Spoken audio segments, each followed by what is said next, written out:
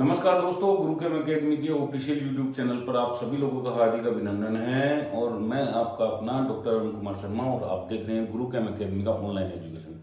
देखो, acid base के concept को हमने कंप्लीट कर लिया है पूरे को, ठीक है नहीं है। अब एक टॉपिक और बचता है जो बहुत सारे रिएक्शंस में काम में आएगा, बहुत जगह काम में आएगा। आपको बहुत पेशेंसली इसको देखना है, बहुत आराम से पढ़ना है, ठीक है नहीं है। वो है अपना कि न्यूक्लियोफिलिसिटी और बेसिसिटी में क्या डिफरेंस है। कब अपन न्यूक्लियोफिलिसिटी के ऊपर फोकस करेंगे, कब बेसिसिटी के ऊपर फोकस करेंगे, ठीक है नहीं है। हाँ, तो स्टार्ट करते हैं अपन ये। लेकिन आपको बता दूं, मैं न्यूक्लियोफिलिसिटी और बेसिसिटी जब मैं बताऊंगा आपको, तो उससे पहले आपको थोड़ा बहुत सोलवेंट के बारे में पता होना जरूरी है, ठीक है नहीं है। तो पहले तो अपन डिफरेंस देख लेते हैं न्यूक्लियोफिलिसिटी और बेसिसिटी में, फिर सोलवेंट के ऊपर चलेंगे, ठीक है नहीं है। देखो, आपको बता दूं मैं, यहां पे न्यूक्लियोफिलिसिटी लिखी हुई है मैंने, यहां पे न्यूक्लियोफिलिसिटी और यहां पे बेसिसिटी, इन दोनों में अपन देख रहे हैं। देखो इधर न्यूक्लियोफिलिसिटी जो वर्ड है वो है tendency to attack a nucleophile to a particular electrophilic centre. समझ में आई? इसका मतलब ये हो गया कि न्यूक्लियोफिलिसिटी किसी भी न्यूक्लियोफाइल की प्रॉपर्टी होती है और वो किस हिसाब से किसी इलेक्ट्रोपॉजिटिव सेंटर के ऊपर वो अटैक करेगा, उसको एक्सप्लेन करती है न्यूक्लियोफिलिसिटी, ठीक है नहीं है। तो एक्चुअल में न्यूक्लियोफिलिसिटी क्या है? न्यूक्लियोफिलिसिटी है लिवाइस बेसिसिटी। लिवाइस बेसिसिटी का मतलब क्या हो गया? Lone pair donation. क्या हो गया बेटा? Lone pair donation. तो लोन पेयर डोनेशन कहां करेगा? इलेक्ट्रोपॉजिटिव सेंटर पे करेगा, ठीक है नहीं है। कहां करेगा? इलेक्ट्रोपॉजिटिव सेंटर पे करेगा। इसलिए अपन बोलते हैं कि इसकी एफिनिटी कार्बोकेटाइन के प्रति होती है, ठीक है नहीं है। और एक बार जब अटैक हो जाता है तो वापस वो बॉन्ड नहीं टूटता है। एक बार अटैक हो जाता है तो वो वापस बॉन्ड नहीं टूटता है। इसलिए ये रिएक्शंस जो होती हैं न्यूक्लियोफिलिसिटी वाली रिएक्शंस जो होती हैं वो क्या होती है बेटा? इररिवर्सिबल होती है। इसका मतलब ये हो गया, आप समझने की कोशिश करना कि आपका न्यूक्लियोफाइल आ रहा है किसी कार्बोपॉजिटिव सेंटर के ऊपर अटैक करने के लिए, तो ये बॉन्ड बन गया ना न्यूक्लियोफाइल और कार्बन के बीच में, ये वापस नहीं टूटता है, ठीक है नहीं है। और यहां पे हमें न्यूक्लियोफिलिसिटी जो है किस प्रकार पता लगेगी कि अपन 2-3 न्यूक्लियोफाइल दे दिए, पता लगा कि भाई किसकी न्यूक्लियोफिलिसिटी ज्यादा है किसकी कम है, कैसे पता लगेगा? तो उसके लिए हम क्या करते हैं? रेट कांस्टेंट को कंपेयर करते हैं। क्या करते हैं? रेट कांस्टेंट को कंपेयर करते हैं। किसको करते हैं? रेट कांस्टेंट को कंपेयर करते हैं। देखो यहां पे है कंपेयर रेट कांस्टेंट, और जब रेट कांस्टेंट को कंपेयर करेंगे तो डेफिनेट रूप से ये कहीं ना कहीं काइनेटिकली कंट्रोल्ड है। क्या है? काइनेटिकली कंट्रोल्ड प्रोसेस है। कौन सी? न्यूक्लियोफिलिसिटी, ठीक है नहीं है। अगर आपने रेट कांस्टेंट को कंपेयर किया है, इसका मतलब आप किसके साथ डील कर रहे हो? रेट ऑफ रिएक्शन के साथ डील कर रहे हो, और ठीक है। और सबसे इंपॉर्टेंट, जब अटैक की बात आती है तो ये बिल्कुल स्टेरिक फैक्टर के ऊपर बहुत ज्यादा डिपेंड करेगा, highly affected by steric factor, ठीक है नहीं है। अब देखो कैसे, मान लो कि ये न्यूक्लियोफाइल 1 है, ये न्यूक्लियोफाइल 2 है और ये न्यूक्लियोफाइल 3 है, और ये किसी कार्बो पॉजिटिव सेंटर के ऊपर अटैक कर रहा है। देखो यहां पे कार्बो पॉजिटिव सेंटर सेम होना चाहिए। क्या होना चाहिए? कार्बो पॉजिटिव सेंटर सेम होना चाहिए, और आपका प्रोडक्ट बन जाएगा, यहां पे बना लेना, ठीक है नहीं है। तो यहां पे अपने पास रेट कांस्टेंट आया K1, यहां पे K2 आया और यहां पे K3 आया। जिसके लिए रेट कांस्टेंट की वैल्यू ज्यादा होगी, जिस न्यूक्लियोफिलिक रिएक्शन के लिए रेट कांस्टेंट की वैल्यू ज्यादा होगी, इसका मतलब ये हो गया कि वो रिएक्शन फास्ट हो रही है, क्योंकि बाकी के सारे फैक्टर अपन ने क्या कर रखे हैं? कांस्टेंट कर रखे हैं। जैसे टेम्परेचर अपन ने कांस्टेंट कर रखा है, स्टेरिक फैक्टर वाला भी यहाँ पे तीनों में कांस्टेंट रहेगा, और भी कई फैक्टर हैं, ठीक है नहीं। वो सारे एक जैसे रखे हैं, केवल हमने क्या चेंज किया है? न्यूक्लियोफाइल चेंज किया है, अलग अलग न्यूक्लियोफाइल अपन ने लिए, ठीक है नहीं है। तो जो न्यूक्लियोफाइल तेजी से अटैक करेगा वो रेट ऑफ रिएक्शन भी तेजी से, जो न्यूक्लियोफाइल तेजी से अटैक करेगा उसके लिए रेट ऑफ रिएक्शन भी ज्यादा होगी। जो न्यूक्लियोफाइल स्लो अटैक करेगा, धीरे अटैक करेगा, ठीक है नहीं है, उसके लिए रेट ऑफ रिएक्शन भी कम होगी, यानी कि उसके लिए रेट कांस्टेंट की वैल्यू भी कम होगी। तो यहां पे गौर फरमाने वाली बात क्या है? यही है कि आपको किसको कंपेयर करना है? रेट कांस्टेंट को कंपेयर करना है। रेट कांस्टेंट को अगर कंपेयर कर लोगे तो आपको पता लग जाएगा जिसकी न्यूक्लियोफिलिसिटी ज्यादा होगी उसके लिए रेट कांस्टेंट की वैल्यू भी ज्यादा होगी। तो यहां पे अपन कंसेप्ट लिख सकते हैं कि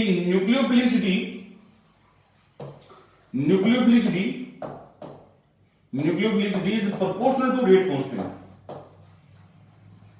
रेट कांस्टेंट, अगर रेट कांस्टेंट की वैल्यू ज्यादा होगी तो न्यूक्लियोफिलिसिटी भी ज्यादा होगी। कोई दिक्कत, कोई समस्या? अब आप कहोगे सर हम कैसे पहचानेंगे कि कौन न्यूक्लियोफाइल अच्छा है और कौन बेकार है? अपने पास रेट कांस्टेंट थोड़ी होंगे, ठीक है नहीं है, लेकिन फिर भी बात करेंगे बेसिसिटी की। तो बेसिसिटी और न्यूक्लियोफिलिसिटी का बिहेवियर कैसा रहता है वो अपन को चेक करना है कि न्यूक्लियोफिलिसिटी और बेसिसिटी एक जैसी होती है, एक अलग होती है, वो अपन को टेस्ट करना है, ठीक है नहीं है। उससे अपन को आइडिया लग जाएगा कि न्यूक्लियोफिलिसिटी क्या है। तो इसका मतलब सबसे पहले अपन को बेसिसिटी देखनी पड़ेगी कि बेसिसिटी किस प्रकार से चल रही है, किस प्रकार से मूव हो रही है, किस प्रकार से चेंज हो रही है। तो बेसिसिटी अगर चेंज होती है, बेसिसिटी अगर चेंज होती है तो उस हिसाब से अपन न्यूक्लियोफिलिसिटी को भी क्या कर सकते हैं, चेंज देख सकते हैं। तो मान लीजिए कि यहां पे रेट कांस्टेंट की वैल्यू आपकी इंक्रीज हो रही है, ठीक है, रेट कांस्टेंट की वैल्यू इंक्रीज हो रही है, तो न्यूक्लियोफिलिसिटी का ऑर्डर क्या आएगा भाई? न्यूक्लियोफिलिसिटी का ऑर्डर भी यही आएगा जो आपके सामने लिखा हुआ है, बिल्कुल सिंपल सर, ठीक है नहीं है। अब अपने पास रेट कांस्टेंट तो होगा नहीं, इसका मतलब अपन को बेसिसिटी भी देखनी होगी, ठीक है नहीं है।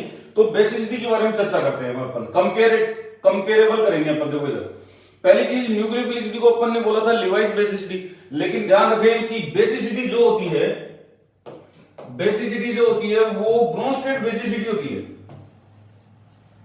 ब्रोंस्टेड बेसिसिटी होती है। और आपको मैंने समझाया था एरियो रूट सबसे बेस्ट फिनोमिना है,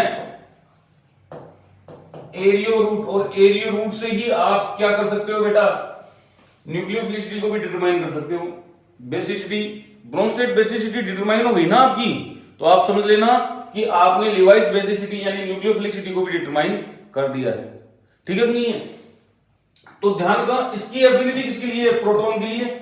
इसकी एफिनिटी है कार्बोकेटाइन के लिए, तो इसकी एफिनिटी किसके लिए होगी? Affinity to proton, affinity for H plus proton, क्योंकि प्रोटॉन एक्सेप्टर जो होता है वो बेस होता है। क्या होता है? प्रोटॉन एक्सेप्टर जो होता है बेस होता है, ठीक है नहीं है। सेकंड अपन बात करेंगे कि ये आपको प्रोटॉन का लेन देन रिवर्सिबल होता है नहीं होता, और रिवर्सिबल जब सिस्टम आता है तो आपको पता है कि अपन कंपेयर किसको करते हैं? इक्विलिब्रियम कांस्टेंट को करते हैं। यहां पे कंपेयर किसको कराया जाएगा? कंपेयर करवाया जाएगा इक्विलिब्रियम कांस्टेंट को। और जब इक्विलिब्रियम कांस्टेंट कंपेयर होते हैं तो वो टेम्परेचर कंट्रोल्ड रिएक्शन होती है, यानी कि काइनेटिकली कंट्रोल्ड की बजाय वो थर्मोडायनेमिकली कंट्रोल्ड होगी। कौन सी होगी? थर्मोडायनेमिकली कंट्रोल्ड रिएक्शंस होगी, वो प्रोसेस होगी थर्मोडायनेमिकली कंट्रोल्ड। ध्यान रखना ये चीज कि कंट्रोल के लिए अपन कैसे चर्चा करते हैं, ठीक है नहीं है। और यहां पे आप देख रहे हो, यहां पे जब अपन इक्विलिब्रियम कांस्टेंट की बात कर रहे हैं तो रेट ऑफ रिएक्शन के साथ तो डील ही नहीं कर सकते ना अपन डील करते हैं स्टेबिलिटी कांस्टेंट के साथ। किसके साथ करते हैं? Deals with stability. किसकी stability? Stability of conjugate base, एरियो। याद आया कुछ? ये स्टेबिलिटी ऑफ कॉन्जुगेट बेस किससे दी जाएगी? एरियो रूट से दी जाएगी, ठीक है नहीं है। और जो प्रोटोनेशन की प्रोसेस होती है वो कम अफेक्टेड होती है, आप लिख सकते हो less affected by steric factor, less affected by steric factor. Steric factor द्वारा ये कम अफेक्टेड होगी। तो हमें क्या चीज हमने ढंग से पढ़ी है? हमने एक चीज ढंग से पढ़ी है। क्या पढ़ी है? कि जो ब्रोंस्टेड एसिड बेस थ्योरी थी, ठीक है नहीं, ब्रोंस्टेड लोरी एसिड बेस थ्योरी, उसको ढंग से पढ़ा था। उसके 2-3 पार्ट भी दिए थे मैंने एसिडिक स्ट्रेंथ और बेसिक स्ट्रेंथ को डिटरमाइन करने के लिए। आपको कॉन्जुगेट बेस की स्टेबिलिटी भी सिखाई हुई है बाय द एरियो। तो एरियो को पकड़ के रखना, एरियो कई मर्ज की दवा है, ठीक है नहीं। आपको स्टेबिलिटी भी बताएगा, आपको बेसिसिटी भी बताएगा, आपको एसिडिक स्ट्रेंथ के बारे में भी बताएगा, साथ में बता रहा है आपको किसके बारे में? न्यूक्लियोफिलिसिटी के बारे में। अब कैसे अपन देखेंगे, कैसे डिफाइन करेंगे बेसिसिटी को न्यूक्लियोफिलिसिटी के पैरेलल, वो देखते हैं। देखिए न्यूक्लियोफिलिसिटी और बेसिसिटी का मूवमेंट अगर देखना है तो पहले हमें सॉल्वेंट के बारे में समझना पड़ेगा, ठीक है नहीं है? तो आपको पता है कि जो सॉल्वेंट है अपने पास वो दो प्रकार के होते हैं सॉल्वेंट। एक तो पोलर सॉल्वेंट होता है, पोलर सॉल्वेंट, और एक होता है non polar solvent, non polar solvent, ठीक है भाई। नॉन पोलर सॉल्वेंट में आपका वो मॉलिक्यूल्स आएंगे या वो मॉलिक्यूल सॉल्यूशन बनाएंगे जिनका डाइपोल मूवमेंट जीरो होता है। जैसे आप CCl4 ले लो, बेंजीन ले लो, ये नॉन पोलर सॉल्वेंट के एग्जांपल, ठीक है नहीं? डाइपोल मूवमेंट जीरो होना चाहिए, और जिनका डाइपोल मूवमेंट जीरो नहीं होता वो पोलर सॉल्वेंट के एग्जांपल है। तो ये जो पोलर सॉल्वेंट होते हैं ये अपने पास दो प्रकार के होते हैं, ठीक है? एक तो होता है polar protic, polar protic solvent. कौन सा होता है? Polar protic solvent. और एक होता है polar aprotic solvent, polar aprotic solvent, protic solvent, दो प्रकार के सॉल्वेंट है। तो पोलर एप्रोटिक कौन सा है? पोलर है लेकिन वो प्रोटॉन है ही नहीं उसके पास देने के लिए, यानी कि पोलर है और प्रोटॉन नहीं देता है वो, ठीक है नहीं है? तो कौन कौन से यहां पे सबसे पहला एसीटोन है, देखो प्रोटॉन नहीं है इनके पास, पोलर जरूर है, पोलर जरूर है लेकिन प्रोटॉन नहीं है इनके पास देने के लिए। डीएमएसओ है, डाई मिथाइल सल्फोक्साइड, ये रहा डाई मिथाइल सल्फोक्साइड, और डीएमएफ है डाई मिथाइल फॉर्मेमाइड। क्या है? Di methyl फॉर्मेमाइड। सेम एक जैसी स्ट्रक्चर होती है इनकी, ये डीएमएफ। काफी है 3 एग्जांपल। और पोलर प्रोटिक में आपकी खूब सारे एग्जांपल हैं, जैसे आप ले सकते हो H2O बेस्ट है पोलर प्रोटिक में। कौन है? H2O बेस है, पोलर प्रोटिक है। HCl हुआ, NH3 हुआ, पोलर प्रोटिक। प्रोटॉन दे दे, जो प्रोटॉन दे सकता है, ठीक है नहीं है? हाँ, NH3 प्रोटॉन देता है बेटा, कोई दिक्कत वाली बात नहीं है। HNO3 हुआ, H2SO4 हुआ, ठीक है भाई? ये पोलर प्रोटिक सॉल्वेंट है आपके, ठीक है? जनरली वाटर यूज में लेते हैं या अमोनिया लेते हैं, और यहां पे एक SO2 और आ जाएगा आपका, पोलर है लेकिन एप्रोटिक सॉल्वेंट है। कोई दिक्कत, कोई समस्या? अब मैं ये कहना चाह रहा हूं कि अपने ये क्या काम का है। सबसे पहली चीज आपके दिमाग में ये आ रहा होगा कि ये है क्या काम का, क्यों पढ़ा जाता है? तो सुनना, एक्चुअल में अपने पास दो स्पीसीज होती है जब कभी भी रिएक्शन होती है। एक स्पीसीज होती है पॉजिटिव, एक स्पीसीज होती है नेगेटिव। तो ये देखो आप, पॉजिटिव स्पीसीज है और ये रही नेगेटिव स्पीसीज। अब मैं पोलर सॉल्वेंट को लेके आ रहा हूं, नॉन पोलर का तो रोल ही नहीं है यहां पे, ठीक है नहीं है? काहे का रोल नहीं है नॉन पोलर का, तो अपन पोलर को लेके आ रहे हैं। पोलर में भी पहला लेके आया हूं पोलर प्रोटिक। तो जब पोलर प्रोटिक सॉल्वेंट की बात की जाएगी तो देखोगे आप, पोलर प्रोटिक में आपका सबसे बढ़िया एग्जांपल वाटर है। क्या है बेटा? ये वाटर है, और वाटर पोलर इस प्रकार से होता है, यहां पे नेगेटिव और यहां पे पॉजिटिव। तो अगर मैं नेगेटिव स्पीसीज को स्टेबलाइज करने की बात करूं तो ये अपने नेगेटिव एंड से आराम से स्टेबलाइज करेगा। अपनी नेगेटिव एंड से क्या करेगा बेटा? आराम से स्टेबलाइज करेगा। कर रहा है कि नहीं कर रहा? देखो, आराम से करेगा। ऐसे ही आपका कौन कर सकता है? HCl कर सकता है। तो इसका मतलब ये हो गया कि जो पोलर प्रोटिक सॉल्वेंट है वो अपने नेगेटिव जो साइड है उसके द्वारा इसको स्टेबलाइज करने के लिए लग जाएंगे, ठीक है नहीं है? और अब इस नेगेटिव की बात करते हैं अपन कि नेगेटिव आयन को कौन स्टेबलाइज करेगा। देखोगे आप, ये देखो, इसका पॉजिटिव एंड जो है इसको स्टेबलाइज करेगा, वाटर का पॉजिटिव एंड इसको स्टेबलाइज करेगा, और स्टेबलाइजेशन में कोई भी दिक्कत नहीं है, यानी बड़ी आराम से स्टेबलाइजेशन हो रहा है, आप देख पा रहे हो। HCl स्टेबलाइज करेगा, चेक करो आराम से, HCl स्टेबलाइज करेगा, HBr आपका स्टेबलाइज कर सकता है, ठीक है नहीं है? और भी बहुत सारे स्टेबलाइज करेंगे, मैं नहीं लिख रहा है आपको बता दिया एग्जांपल्स। ये स्टेबलाइजेशन कर रहे हैं सारे।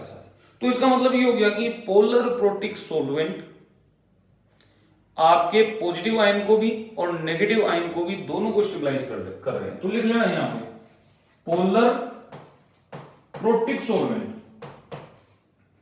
Polar protic solvent stabilise both,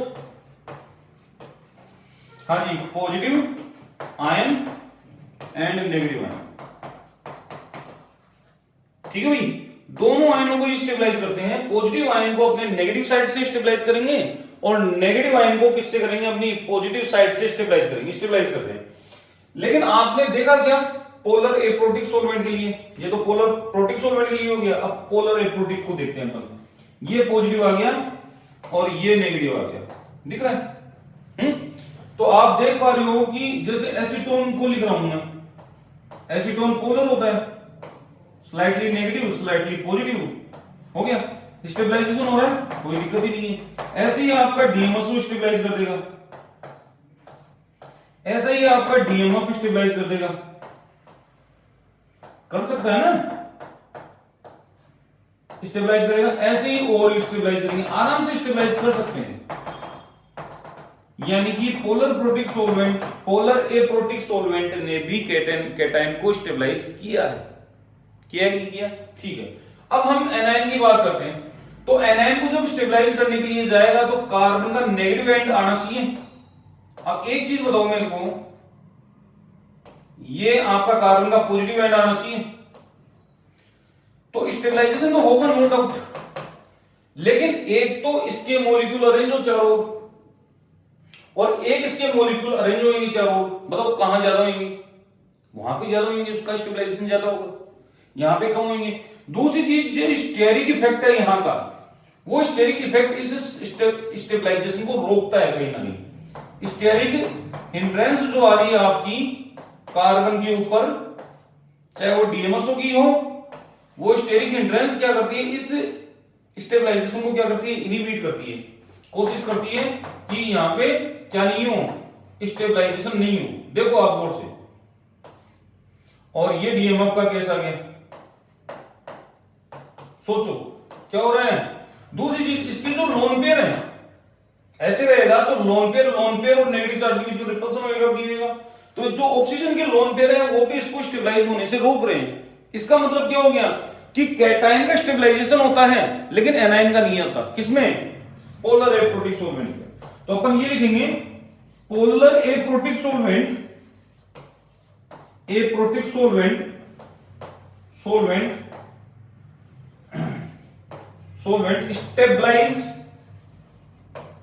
stabilise not to stabilise only cation, not to anion. किसको स्टेबलाइज नहीं कर रहा? नोट टू एनायन, एनायन को स्टेबलाइज नहीं करता। कौन? पोलर एप्रोटिक सोलवेंट कैटायन को ही स्टेबलाइज करेगा, एनायन को नहीं करेगा। अब समझने की कोशिश करना, आप ढंग से समझना जो मैं कह रहा हूं। जो दो रिएक्शन अपने पास, दोनों में मैं न्यूक्लियोफाइल देने की कोशिश कर रहा हूं। एक रिएक्शन ये रही, एक रिएक्शन ये रही, न्यूक्लियोफाइल दे दिया। मैं कह रहा हूं कि एक रिएक्शन SN1 से हो रही है, एक रिएक्शन SN2 से हो रही है। अब कोई मेरे को ये बताएगा कि कब SN1 से होती है, कब SN2 से होती है। तो SN1 टू स्टेप रिएक्शन है, टू स्टेप रिएक्शन है। इसका मतलब SN1 कब होगी? जब एल्किल हैलाइड अपना बॉन्ड खुद तोड़ लेगा या सोलवेंट तोड़वा देगा इसका बॉन्ड। यानी कि न्यूक्लियोफाइल आने में लेट हो गया, आपको लगा ना स्लो आरडीएस है, आराम से टूट रहा है, फिर भी न्यूक्लियोफाइल नहीं पहुंचा, और न्यूक्लियोफाइल पहुंचा है और फिर ये अटैक करेगा। हाँ जी, न्यूक्लियोफाइल जुड़ गया आपका और ये SN1 रिएक्शन होगी। और SN2 में क्या होता है? SN2 में होता है कि न्यूक्लियोफाइल खुद तोड़वाता है इस बॉन्ड को। न्यूक्लियोफाइल क्या करेगा बेटा? खुद ब्रेक करवाएगा इस बॉन्ड को। देखो आराम से, हाँ भाई क्लियर है। तो इसका मतलब कहीं तो न्यूक्लियोफाइल लेट हो गया और कहीं जल्दी पहुंच गया। अगर nucleophile arrive on time then SN2 reaction will be take place. If nucleophile delay और late then SN1 reaction will be occur. तो ये ध्यान रखना आप, अगर न्यूक्लियोफाइल लेट हो जाता है आने में तो SN1 हो जाएगी, न्यूक्लियोफाइल टाइम पे आ जाता है तो आपकी SN2 होगी। अब आपके दिमाग में ये आ रहा होगा कि न्यूक्लियोफाइल लेट कब आएगा और जल्दी कब आएगा, तो ध्यान रखो इस बात का। अभी जब सॉल्वेंट की बात कर रहे थे अपन, तो अपन ने एक चीज पढ़ी है, देखो इधर देखो, इसको साइड में रखते हैं अपन।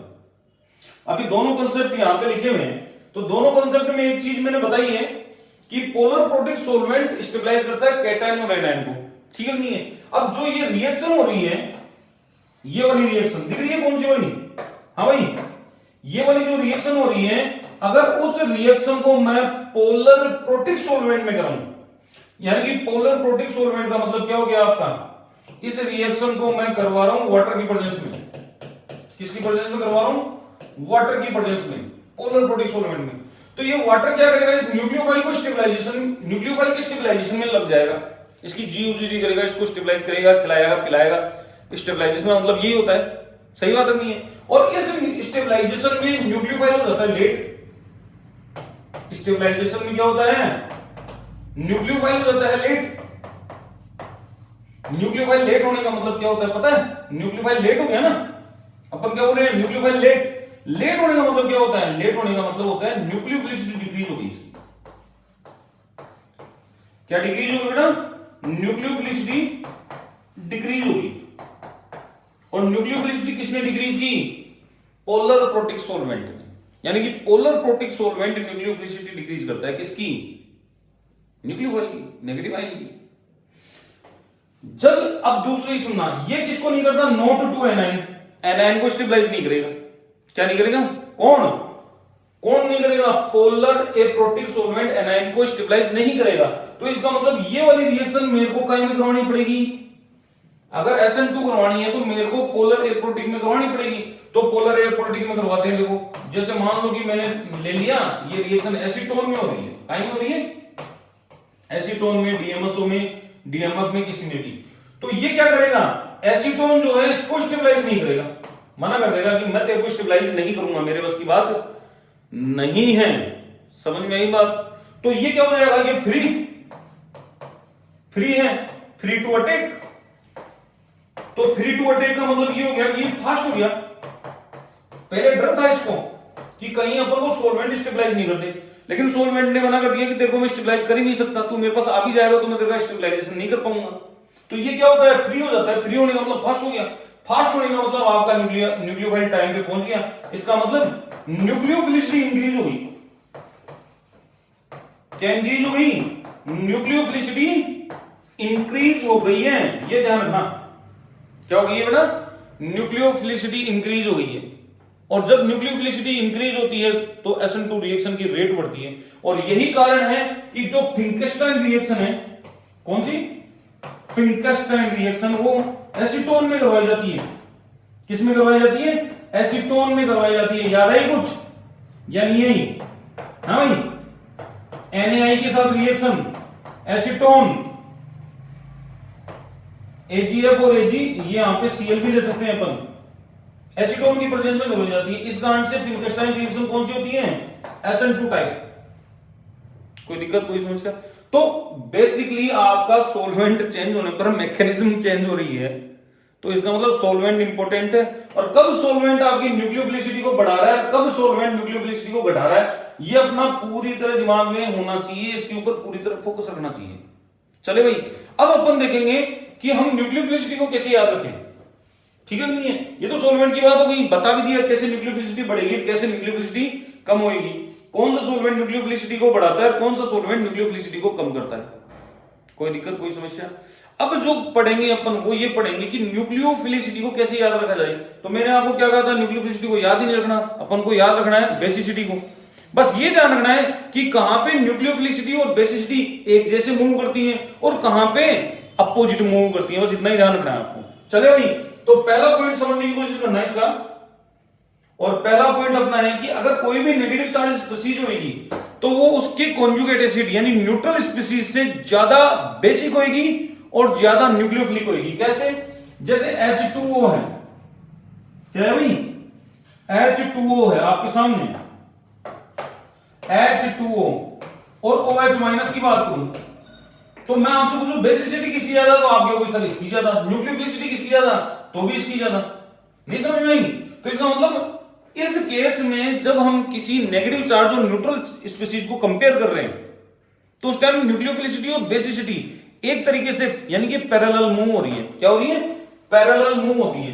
ठीक है भाई, कोई दिक्कत ही नहीं है, कोई समस्या ही नहीं है, बिल्कुल इजी है, कर सकते हो आराम से। ऐसे ही H2S का कर सकते हो आप, चेक करो HS माइनस और S माइनस 2, देख लो आप, बेसिसिटी भी बढ़ रही है और न्यूक्लियोफिलिसिटी भी इंक्रीज होगी। और भी एग्जांपल है, जैसे इथाइल अल्कोहल है, इथाइल अल्कोहल है, इथाइल अल्कोहल से ज्यादा बेसिक होगा उसका मिथॉक्साइड आयन, होगा नहीं होगा?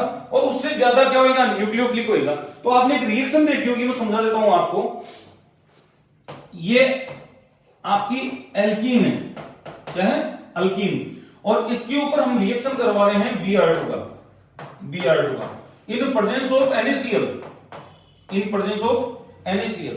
तो हमें पता है कि प्रोडक्ट क्या बनने वाला है, हमें पता है कि प्रोडक्ट ये बनने वाला है, एक Br इधर जाएगा, एक Br इधर जाएगा।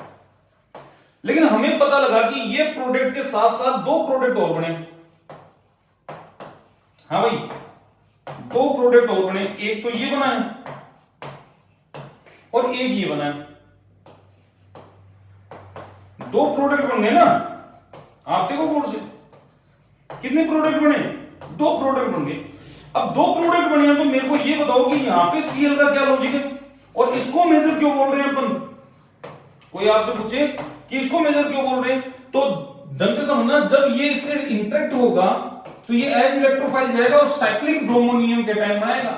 ऐसे पाई कॉम्प्लेक्स के बाद में क्या बनाएगा? साइक्लिक ब्रोमिनियम आयन बनेगा। और साइक्लिक ब्रोमिनियम आयन की रिंग ओपनिंग के लिए एक तो Br खुद आएगा, एक तो Br खुद आएगा और एक Cl माइनस आएगा। तो पहली चीज तो ये कि Br जो है Br न्यूट्रल है और ये नेगेटिव है, तो न्यूक्लियोफिलिसिटी किसकी ज्यादा होगी? Cl की ज्यादा होगी। इसका मतलब Cl भाई साहब क्या करेंगे? आपके यहां पे अटैक करके रिंग ओपनिंग करवा देंगे। किसके कंपैरिजन में? Br2 के कंपैरिजन में। तो नेगेटिव चार्ज हमेशा और हमेशा किससे ज्यादा बेसिक होती है? उसकी न्यूट्रल से, ठीक है नहीं है? और ज्यादा न्यूक्लियोफिलिक भी होगी। क्लियर है? कोई डाउट, कोई समस्या? तो पहला पॉइंट तो आपका खत्म हो गया। तो बताओ फिनोक्साइड आयन और फिनोल में से लगाओ आइडिया कौन सा है? ठीक है भाई। सेकंड देखोगे कि जब अलोंग द पीरियड चलते हैं अपन, अलोंग द पीरियड का मतलब ये हो गया कि जैसे CH3 माइनस की बात करें, NH2 माइनस की बात करें और साथ में बात करें अपन OH माइनस की और F माइनस की बात करें, ठीक है? तो आपने क्या पढ़ा था? इधर से इधर चलने पर, इधर से इधर चलने पर बेसिसिटी डिक्रीज हो रही है। बेसिसिटी डिक्रीजेज, क्या होती है भाई? बेसिसिटी डिक्रीज होती है। क्यों होती है? क्योंकि कॉन्जुगेट बेस की स्टेबिलिटी क्या होती है आपकी? डिक्रीज होती है। एरियो रूट लगा दो, क्या लगा दो?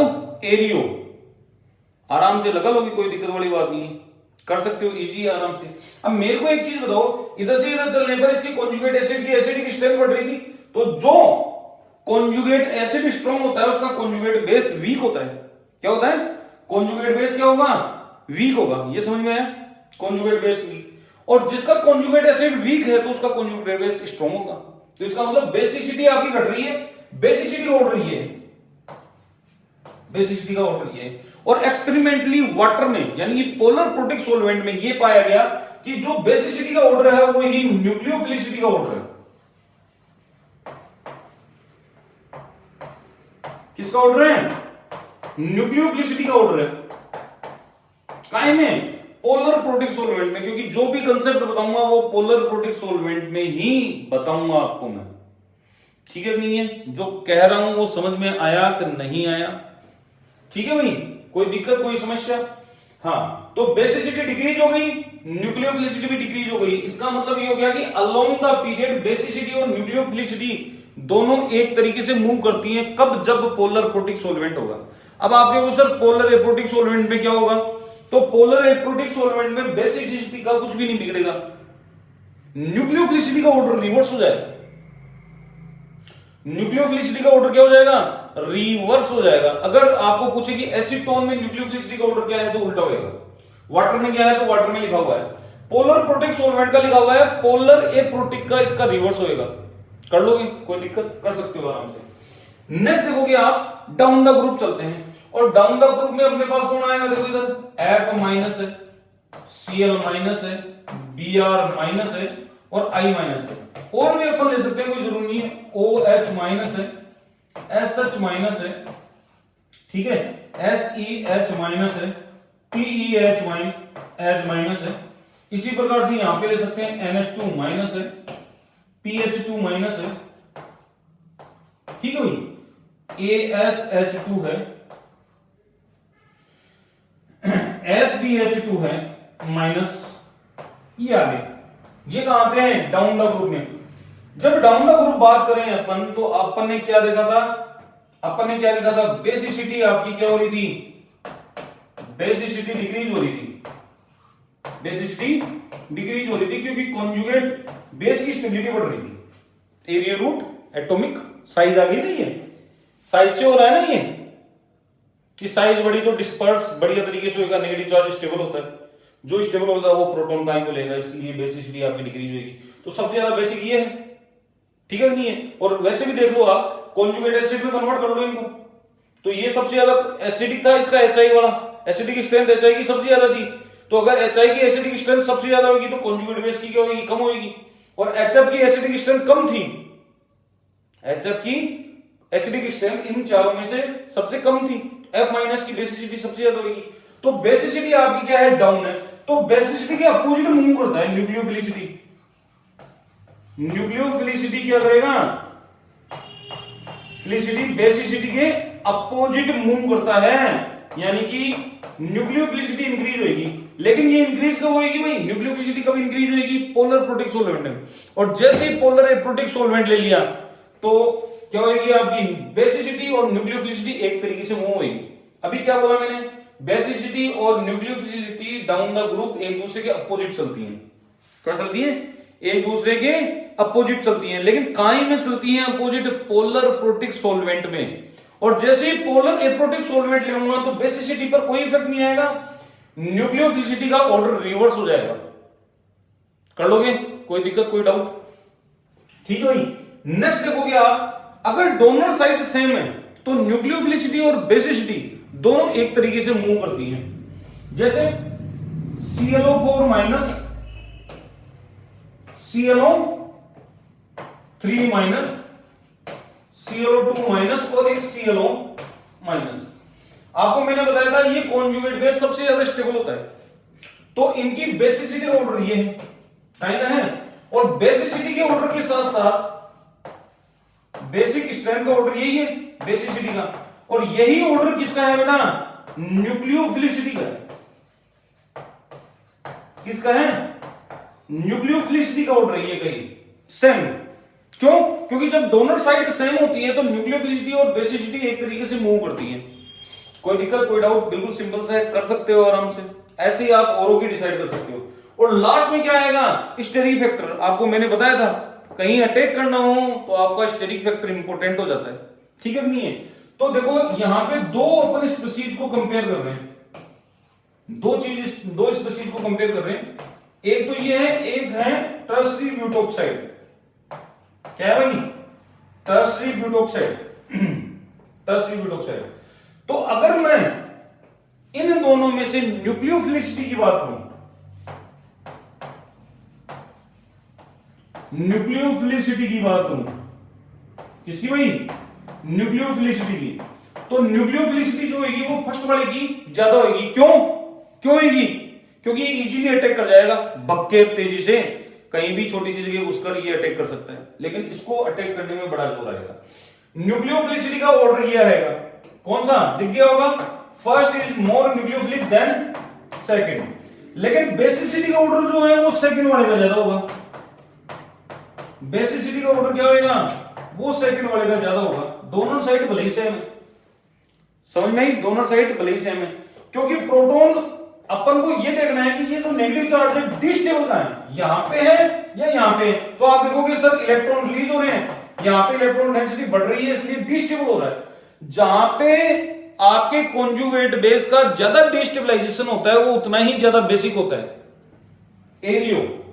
तो इसका मतलब बेसिसिटी ऑर्डर क्या आएगा, सेकंड। सेकंड ज्यादा बेसिक होगा किसके कंपैरिजन में, फर्स्ट के कंपैरिजन में। इसीलिए मैं कह रहा हूं आपको बहुत गजब चीज सिखाई है मैंने, एरियो। इसको छोड़ो मत, लोगों को बताओ, समझाओ, ताकि आगे से आगे ये चीज क्या हो, प्रमोट हो। ठीक है भाई।